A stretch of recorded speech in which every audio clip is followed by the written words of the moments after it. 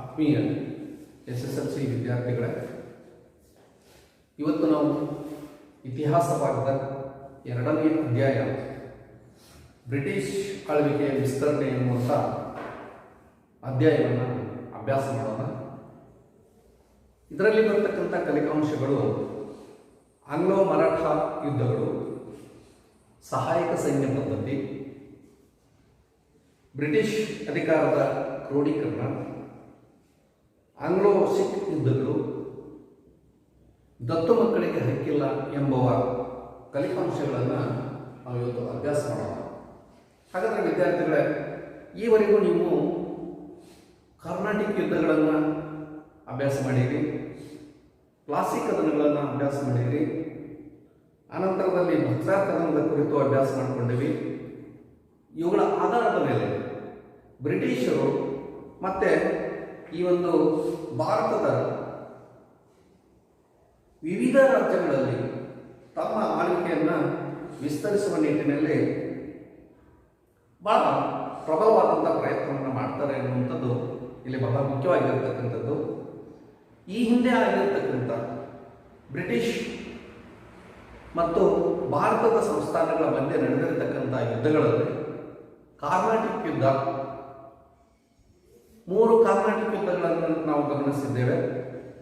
ಅದಲ್ಲದೆ ಈ ಮೂಲಕವಾಗಿ ಯುರೋಪಿನ ಇತರ ವೈರಿ ದೇಶಗಳನ್ನು ತಮ್ಮ ಒಂದು ಎದುರಾಳಿಗಳಾಗಿರ್ತಕ್ಕಂಥ ಯುರೋಪಿನ ಇತರ ದೇಶಗಳ ವೈರಿಗಳನ್ನು ಹಿಮ್ಮೆಟ್ಟಿಸುವಂಥ ಒಂದು ಕೆಲಸವನ್ನು ಬ್ರಿಟಿಷರು ಮಾಡ್ತಾರೆ.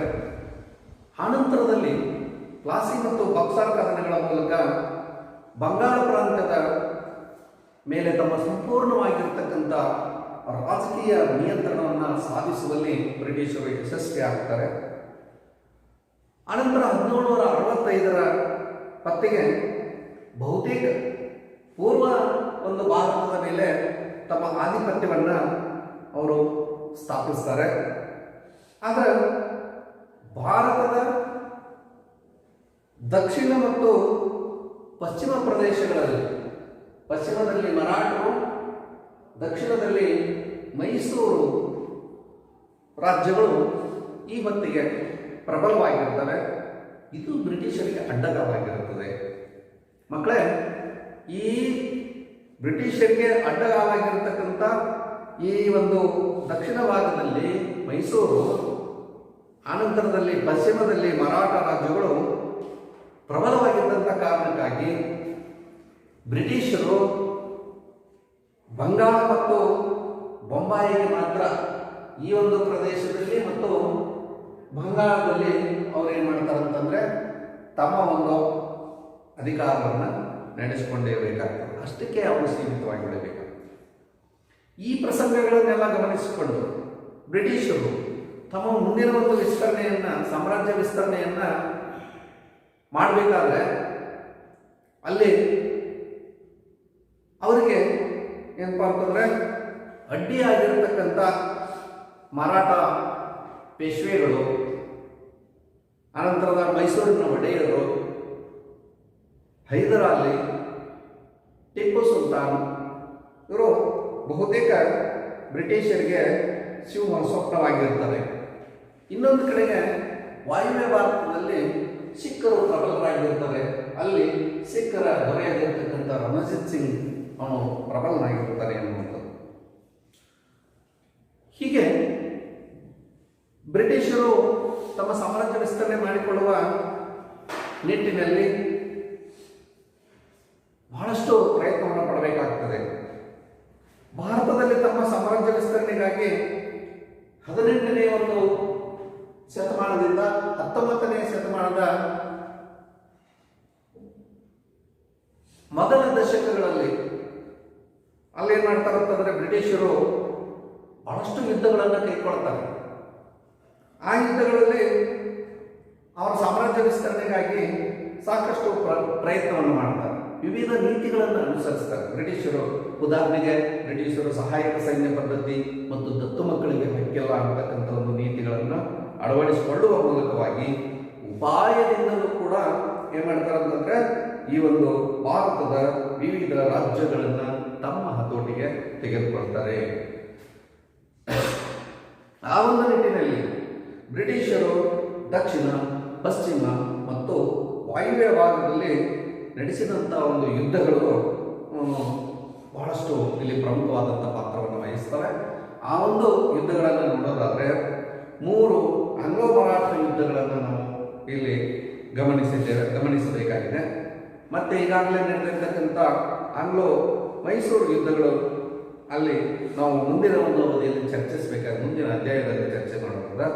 ಇದರ ಜೊತೆಗೆ ಆಂಗ್ಲೋ ಸಿಖ್ ಯುದ್ಧಗಳನ್ನು ಕೂಡ ನಾವು ಈ ಒಂದು ಅಧ್ಯಾಯದಲ್ಲಿ ಗಮನಿಸ್ತೇವೆ. ಹಾಗಾದರೆ ಆಂಗ್ಲೋ ಮರಾಠ ಯುದ್ಧಗಳನ್ನು ನಾವು ನೋಡುವ ಒಂದು ಹಿನ್ನೆಲೆಯಲ್ಲಿ ಬ್ರಿಟಿಷರು ಈ ಒಂದು ಹಿನ್ನೆಲೆಯಲ್ಲಿ ತಮ್ಮ ಆಡಳಿತದ ವಿಸ್ತರಣೆಗಾಗಿ ಸಾಕಷ್ಟು ಯುದ್ಧಗಳನ್ನು ಕೈಗೊಳ್ಳಬೇಕಾಗಿತ್ತು ಅನ್ನುವಂಥದ್ದು. ಅದರಲ್ಲಿ ಪ್ರಮುಖವಾಗಿ ಮೊದಲನೆಯ ಆಂಗ್ಲೋ ಮರಾಠ ಯುದ್ಧವನ್ನು ನಾವು ಗಮನಿಸಬೇಕಾಗ್ತದೆ. ಈ ಬ್ರಿಟಿಷ್ ಸಾಮ್ರಾಜ್ಯ ವಿಸ್ತರಣೆಯಲ್ಲಿ ಈ ಒಂದು ಯುದ್ಧಗಳಲ್ಲಿ ಮೊದಲನೇ ಆಂಗ್ಲೋ ಮರಾಠ ಯುದ್ಧ 1775ರಿಂದ 1782ರವರೆಗೂ ಕೂಡ ಸುದೀರ್ಘವಾಗಿ ನಡೀತಕ್ಕಂಥದ್ದನ್ನು ನಾವಿಲ್ಲಿ ಕಾಣ್ತೇವೆ. ಹಾಗಾದರೆ ಈ ಯುದ್ಧ ನಡೀಲಿಕ್ಕೆ ಕಾರಣ ಏನು ಅಂತಂದರೆ ಈಗಾಗಲೇ ಬಕ್ಸಾರ್ ಕದನದಲ್ಲಿ ಸೋತು ಬ್ರಿಟಿಷರ ಆಶ್ರಯದೊಳಗೆ ಇದ್ದಿರತಕ್ಕಂಥ ಮೊಘಲ್ ಚಕ್ರವರ್ತಿ 2ನೇ ಶಾ ಆಲಂ. ಈ ಶಾ ಆಲಂ ಏನು ಮಾಡ್ತಾನಂತಂದ್ರೆ ಅಲ್ಲಿ ಇವನನ್ನ ಬ್ರಿಟಿಷರು ಮತ್ತೆ ಕರೆತಂದು ದೆಹಲಿಯ ಸಿಂಹಾಸನದಲ್ಲಿ ಅವನನ್ನು ಮತ್ತೆ ಪ್ರತಿಷ್ಠಾಪನೆ ಮಾಡ್ತಾರೆ ಅಥವಾ ಕೂಡಿಸ್ತಾರೆ.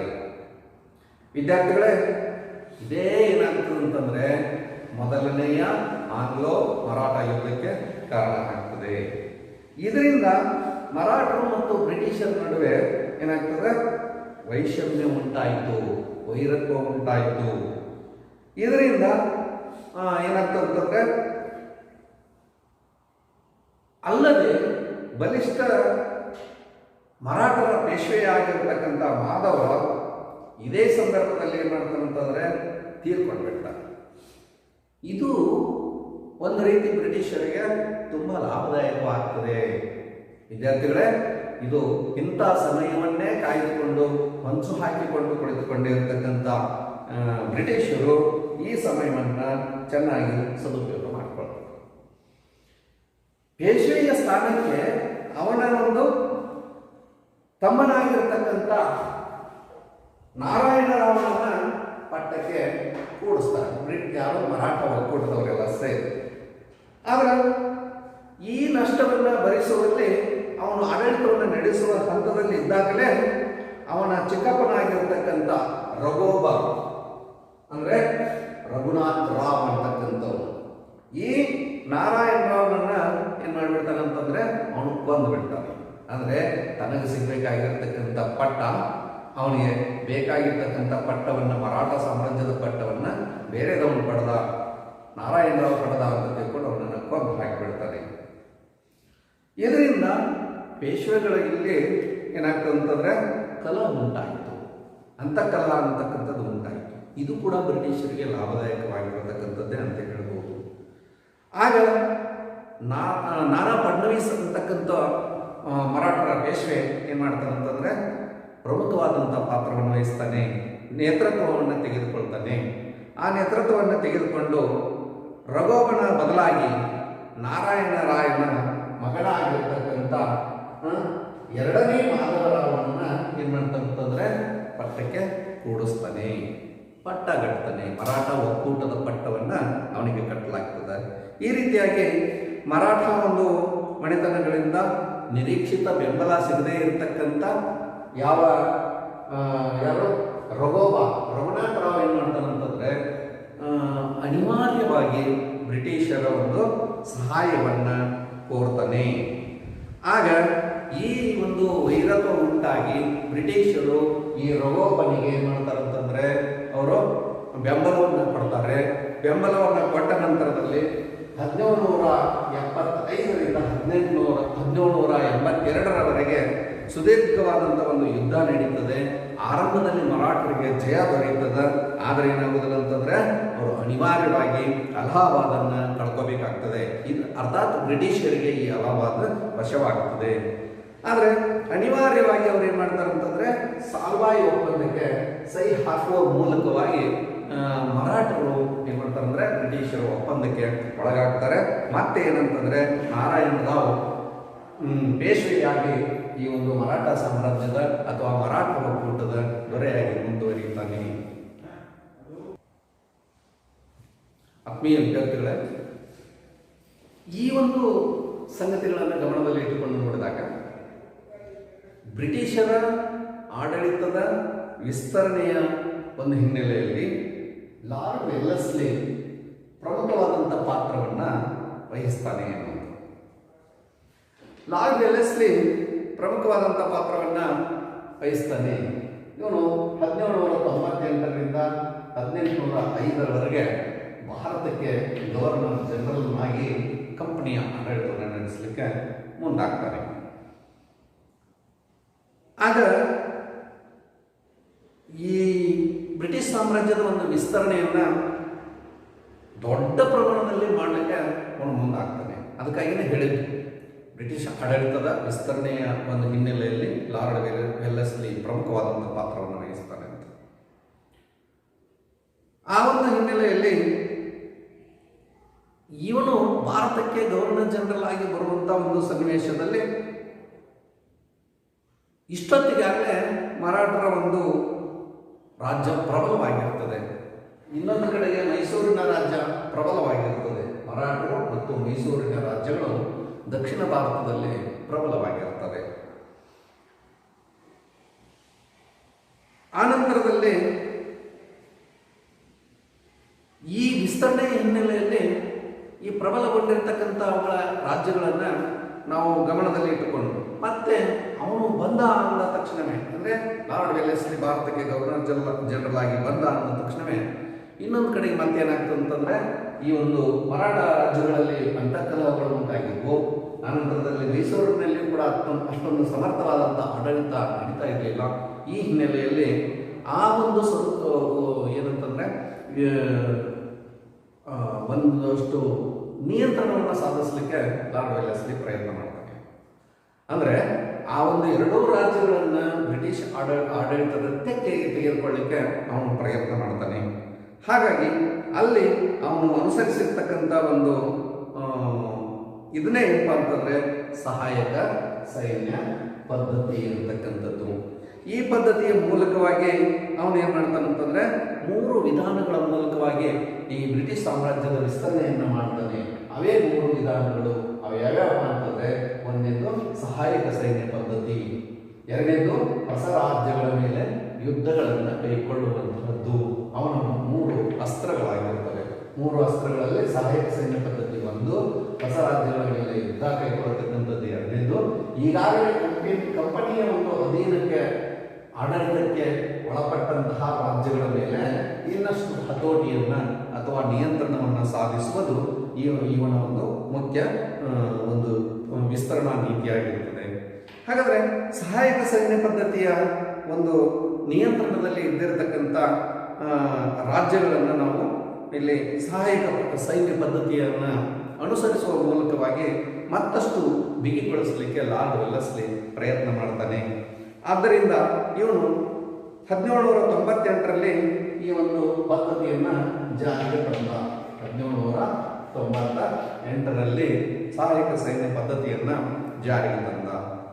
ಈ ಪದ್ಧತಿಯು ಈಸ್ಟ್ ಇಂಡಿಯಾ ಕಂಪನಿ ಮತ್ತು ಭಾರತೀಯ ರಾಜ್ಯಗಳ ನಡುವೆ ಒಂದು ಸೈನಿಕ ಒಪ್ಪಂದವನ್ನು ಮಾಡಿಕೊಳ್ಳುವಂಥ ಒಂದು ನೀತಿಯಾಗಿರುತ್ತದೆ. ಕಂಪನಿಯ ಆಡಳಿತ ಮತ್ತು ಭಾರತೀಯ ಒಂದು ರಾಜ್ಯಗಳ ನಡುವೆ ಒಳ ಒಪ್ಪಂದವನ್ನು ಮಾಡಿಕೊಳ್ಳುವುದೇ ಸಹಾಯಕ ಸೈನ್ಯ ಪದ್ಧತಿ ಅಂತ ತಿಳ್ಕೊಂಡು ಹೇಳಬಹುದು. ಈ ಸಹಾಯಕ ಸೈನ್ಯ ಪದ್ಧತಿಯಲ್ಲಿ ನಮಗೆ ಒಂದಷ್ಟು ಆ ಒಂದು ಸಹಾಯಕ ಸೈನ್ಯ ಪದ್ಧತಿಯ ನಿಬಂಧನೆಗಳನ್ನು ನಾವು ಏನು ಮಾಡಬಹುದು ಅಂದ್ರೆ ಇಲ್ಲಿ ನೋಡಬಹುದು. ಯಾವ್ಯಾವ ಆ ನಿಬಂಧನೆಗಳು ಅಂತಂದ್ರೆ, ಸಹಾಯಕ ಸೈನ್ಯ ಪದ್ಧತಿ, ಸಹಾಯಕ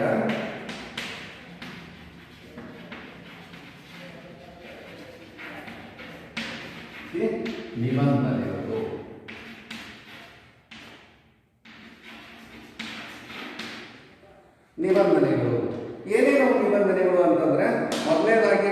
ಭಾರತೀಯ ರಾಜನು ಬ್ರಿಟಿಷ್ ಸೈನಿಕ ತುಕಡಿಯನ್ನು ತನ್ನ ರಾಜ್ಯದಲ್ಲಿ ಇರಿಸಿಕೊಳ್ಳಬೇಕು. ಬ್ರಿಟಿಷ್ ಸೈನಿಕ ತುಕಡಿ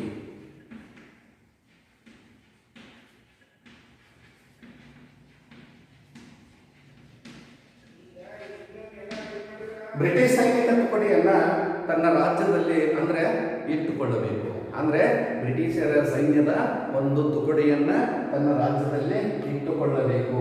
ಅಂದ್ರೆ ಸಹಾಯಕ ಸೈನ್ಯ ಪದ್ಧತಿಯನ್ನ ಒಪ್ಪಿಕೊಂಡಿರ್ತಕ್ಕಂಥ ದೇಶೀಯ ರಾಜರುಗಳು ತಮ್ಮ ಸಂಸ್ಥಾನದಲ್ಲಿ ಬ್ರಿಟಿಷ್ ಸೈನಿಕ ತುಕಡಿಯನ್ನ ಇರಿಸಿಕೊಳ್ಳುವಂಥದ್ದು ಈ ಸಹಾಯಕ ಸೈನ್ಯ ಪದ್ಧತಿಯ ಮೊದಲನೆಯ ನಿಬಂಧನೆ. ಅಲ್ಲಿ ಸೇನೆಯ ನಿರ್ವಹಣೆಯನ್ನು ಕೂಡ ಅದೇ ರಾಜನೇ ಮಾಡಬೇಕು. ಸೈನ್ಯದ ನಿರ್ವಹಣೆ ಮತ್ತು ವೇತನವನ್ನು ಕೂಡ ಏನ್ ಮಾಡಬೇಕು, ಈ ರಾಜನೇ ಏನ್ ಮಾಡ್ಬೇಕಂತಂದ್ರೆ ಅದನ್ನ ಭರಿಸಬೇಕು. ಅಂದ್ರೆ ಕಂದಾಯ ಪ್ರದೇಶಗಳನ್ನು ಕೂಡ ಬಿಟ್ಟುಕೊಡ್ಬೇಕು. ಇದು ಆಗದೇ ಇದ್ರೆ ಆ ಸೈನ್ಯದ ನಿರ್ವಹಣೆಯನ್ನ ಅಥವಾ ಅದರ ವೇತನವನ್ನ ಮಾಡಲಿಕ್ಕೆ ಆ ರಾಜನಿಂದ ಸಾಧ್ಯ ಆಗದೇ ಇದ್ರೆ ಅವನೇನ್ ಮಾಡಬೇಕು, ಕಂದಾಯ ಪ್ರದೇಶವನ್ನ ಬಿಟ್ಟು ಕೊಡುವುದು. ಇದನ್ನ ರಾಜ ಮಾಡಬೇಕು ಅನ್ನೋದು ಇದು ಎರಡನೇ ಒಂದು ನಿಬಂಧನೆ. ಮೂರನೇ ಒಂದು ನಿಬಂಧನೆ ಏನಪ್ಪಾ ಅಂತಂದ್ರೆ ರಾಜನ ಆಸ್ಥಾನದಲ್ಲಿ ಬ್ರಿಟಿಷ್ ರೆಸಿಡೆಂಟ್ ಅನ್ನ ನೇಮಿಸಿಕೊಳ್ಳಬೇಕು. ಮೂರನೇ ಬ್ರಿಟಿಷ್ ರೆಸಿಡೆಂಟ್ ಅನ್ನು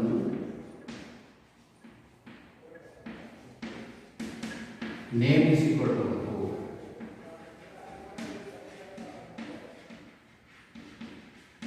ಇದು ಮೂರನೇ ಒಂದು ನಿಬಂಧನೆ. ಇನ್ನು ನಾಲ್ಕನೇ ನಿಬಂಧನೆ ಏನಪ್ಪಾ ಅಂತಂದ್ರೆ ಬ್ರಿಟಿಷರ ಅನುಮತಿ ಇಲ್ಲದೆ ಆಸ್ಥಾನದಲ್ಲಿ ಯಾವುದೇ ಒಂದು ಯುರೋಪಿಯನ್ ಅನ್ನ ನೇಮಿಸಿಕೊಳ್ಳುವಂತಿಲ್ಲ. ಬ್ರಿಟಿಷರ ಅನುಮತಿ ಇಲ್ಲದೆ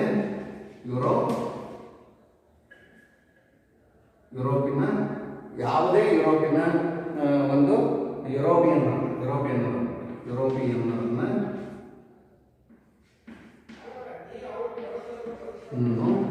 ನೇಮಿಸಿಕೊಳ್ಳುವುದಿಲ್ಲ. ಅಂದರೆ ಬ್ರಿಟಿಷರ ಅನುಮತಿಯನ್ನೇ ಪಡೆಯಬೇಕು. ಬ್ರಿಟಿಷರ ಅನುಮತಿಯನ್ನು ಪಡೆಯದೆ ಇತರ ಯಾವುದೇ ಯುರೋಪಿಯನ್ನರನ್ನ ನೇಮಿಸಿಕೊಳ್ಳುವಂತೆ ಇಲ್ಲ. ಇನ್ನು ಐದನೆಯದಾಗಿ ಭಾರತದ ಯಾವುದೇ ಒಂದು ರಾಜ್ಯಗಳೊಂದಿಗೆ ಯುದ್ಧ ಅಥವಾ ಸಂಧಾನ ಮಾಡಿಕೊಳ್ಳಬೇಕಾದರೂ ಕೂಡ ಈ ಬ್ರಿಟಿಷ್ ಈಸ್ಟ್ ಇಂಡಿಯಾ ಕಂಪನಿಯ ಗವರ್ನರ್ ಜನರಲ್ನ ಅನುಮತಿಯನ್ನ ಪಡೆಯಬೇಕು. ಯುದ್ಧ ಮತ್ತು ಸಂಧಾನ ಮಾಡಿಕೊಳ್ಳುವಲ್ಲಿ ಸಂಧಾನಗಳಲ್ಲಿ ಜನರಲ್ನ ಅನುಮತಿಯನ್ನ ಪಡೆಯಬೇಕು. ಜನರಲ್ನ ಅನುಮತಿಯನ್ನ ಪಡೆಯಬೇಕು ಅನ್ನೋದು. ಇನ್ನು ಕೊನೆಯದಾಗಿ ಕಂಪನಿ ಆ ರಾಜ್ಯಕ್ಕೆ ಆಂತರಿಕ ಮತ್ತು ಬಾಹ್ಯ ರಕ್ಷಣೆಯನ್ನ ಮಾಡಿಕೊಳ್ಳುವುದು. ಕಂಪನಿ ರಾಜ್ಯಕ್ಕೆ ಆಂತರಿಕ ಬಾಹ್ಯ ರಕ್ಷಣೆಯನ್ನು ಒದಗಿಸಿಕೊಳ್ಳುವುದು. ಇದೆಲ್ಲವನ್ನ ಅನುಸರಿಸಿದಾಗ ಕಂಪನಿ ಏನ್ ಮಾಡ್ತದೆ ಅಂತಂದ್ರೆ ಕಂಪನಿಯ ಸೈನ್ಯ, ಕಂಪನಿಯ ಒಂದು ಆಡಳಿತ ಆ ರಾಜ್ಯಕ್ಕೆ ಆಂತರಿಕವಾಗಿಯೂ ಮತ್ತು ಬಾಹ್ಯವಾಗಿಯೂ ರಕ್ಷಣೆಯನ್ನು ಒದಗಿಸಿಕೊಡುತ್ತದೆ ಅನ್ನುವಂಥ ನಿಬಂಧನೆಗಳನ್ನು ಇಟ್ಟುಕೊಂಡು ಲಾರ್ಡ್ ವೆಲ್ಲೆಸ್ಲಿ 1798ರಲ್ಲಿ ಈ ಸಹಾಯಕ ಸೈನ್ಯ ಪದ್ಧತಿಯನ್ನು ಜಾರಿಗೆ ತರ್ತಾನೆ. ಹಾಗೆ ತರುವ ಮೂಲಕವಾಗಿ ಈ ಎಲ್ಲ ನಿಬಂಧನೆಗಳನ್ನು ಅಲ್ಲಿ ಏನು ಮಾಡ್ತಾನೆ ಅಂತಂದ್ರೆ ದೇಶೀಯ ರಾಜರ ಮೇಲೆ ಹೇರ್ತಾನೆ. ಇದನ್ನು ಅನುಸರಿಸಿರ್ತಕ್ಕಂಥ ಬ್ರಿಟಿಷ್ ಸೈನ್ಯದ ನಿರ್ವಹಣೆಯ ಒಂದು ಸುಲಭವಾಗುವಂಥ ಒಂದು ಹಿನ್ನೆಲೆಯಲ್ಲಿ ಭಾರತದ ರಾಜ್ಯಗಳನ್ನು ತನ್ನ ನಿಯಂತ್ರಣದಲ್ಲಿ ಇಟ್ಟುಕೊಳ್ಳುವಂಥ ಒಂದು ವಿಶಿಷ್ಟವಾದಂಥ ಕೆಲಸವನ್ನು ಲಾರ್ಡ್ ವೆಲ್ಲೆಸ್ಲಿ ಮಾಡ್ತಾನೆ. ಹೀಗಾಗಿ ಭಾರತೀಯ ರಾಜ್ಯಗಳ ಒಂದು ರಾಜರುಗಳ ಆಡಳಿತದಲ್ಲಿ ಆರ್ಥಿಕ ಒಂದು ತೀವ್ರ ಶೋಷಣೆಗೆ ಒಳಪಡ್ತಕ್ಕಂಥ ಅಥವಾ ನಷ್ಟಕ್ಕೆ ಒಳಗಾಗ್ತಕ್ಕಂಥ ಒಂದು ಒಪ್ಪಂದಕ್ಕೆ ಸಹಿ ಹಾಕುವಂಥ ಸನ್ನಿವೇಶಗಳು ಬರ್ತಾವೆ. ಇದರ ಮೊಟ್ಟಮೊದಲು ಭಾರತೀಯ ಸಂಸ್ಥಾನಗಳಲ್ಲಿ ಮೊಟ್ಟಮೊದಲು ಈ ಸಹಾಯಕ ಸೈನ್ಯ ಪದ್ಧತಿಗೆ ಸಹಿ ಹಾಕಿರ್ತಕ್ಕಂಥ ಒಂದು ರಾಜ್ಯ ಯಾವುದಪ್ಪ ಅಂತಂದರೆ ಹೈದರಾಬಾದ್ ಸಂಸ್ಥಾನ. ಹೈದರಾಬಾದಿನ ನಿಜಾಮ ಏನು ಮಾಡ್ತಾರೆ ಅಂತಂದರೆ ಮೊಟ್ಟಮೊದಲನೇದಾಗಿ ಈ ಲಾರ್ಡ್ ವೆಲ್ಲಸ್ಲಿ ಜಾರಿಗೆ ತಂದಿರತಕ್ಕಂಥ ಸಹಾಯಕ ಸೈನ್ಯ ಪದ್ಧತಿಯನ್ನು ಅವನು ಮೊಟ್ಟಮೊದಲಾಗಿ ಈ ಒಪ್ಪಂದಕ್ಕೆ ಸಹಿ ಹಾಕುವ ಮೂಲಕವಾಗಿ ಅದನ್ನು ಅನುಸರಿಸ್ತಾನೆ. ಮುಂದೆ ತದನಂತರದಲ್ಲಿ ಮೈಸೂರು, ಆನಂತರದಲ್ಲಿ ಅವಧ, ಆನಂತರದಲ್ಲಿ ತಂಜಾವೂರು, ಮರಾಠ, ನಂತರದಲ್ಲಿ ಅರ್ಕಾಟ್, ಪೂನಾ, ಬೀದರ್, ಗ್ವಾಲಿಯರ್ ಇವೆಲ್ಲ ರಾಜ್ಯಗಳು ಏನು ಮಾಡ್ತಾವ ಅಂತಂದರೆ ಈ ಒಂದು ಲಾರ್ಡ್ ವೆಲ್ಲಸ್ಲಿಯ ಸಹಾಯಕ ಸೈನ್ಯ ಪದ್ಧತಿಯನ್ನು ಒಪ್ಪಿಕೊಂಡು ಅವರಿಗೆ ಸಹಿ ಹಾಕಿ ಆ ಒಂದು ನಿಬಂಧನೆಗಳಿಗೆ ಒಪ್ಪಿಕೊಂಡು ತಮ್ಮ ಒಂದು ಆಡಳಿತದಲ್ಲಿ ವಿಸ್ತರಣೆಯನ್ನು ಕಾಣಿಕೊಳ್ಳುವ ಮೂಲಕ ಅಂದರೆ ತಮ್ಮ ಆಡಳಿತವನ್ನು ನಡೆಸುವ ಮೂಲಕವಾಗಿ ಬ್ರಿಟಿಷರಿಗೆ ಅವರು ಆಡಳಿತಕ್ಕೆ ಅನುಕೂಲ ಮಾಡಿಕೊಡುವಂಥದ್ದು ಆಗ್ತದೆ. ಹೀಗೆ ಈ ಒಂದು ಬ್ರಿಟಿಷ್ ಆಳ್ವಿಕೆಯ ಒಂದು ಹಿನ್ನೆಲೆಯಲ್ಲಿ, ಅದರ ವಿಸ್ತರಣೆಯ ಹಿನ್ನೆಲೆಯಲ್ಲಿ ಈ 1ನೇ ಆಂಗ್ಲೋ ಮರಾಠ ಯುದ್ಧ ಈ ರೀತಿಯಾಗಿ ಕೊನೆಗೊಳ್ಳುತ್ತದೆ ಅನ್ನುವಂಥದ್ದನ್ನು ನಾವು ನೋಡ್ತೇವೆ.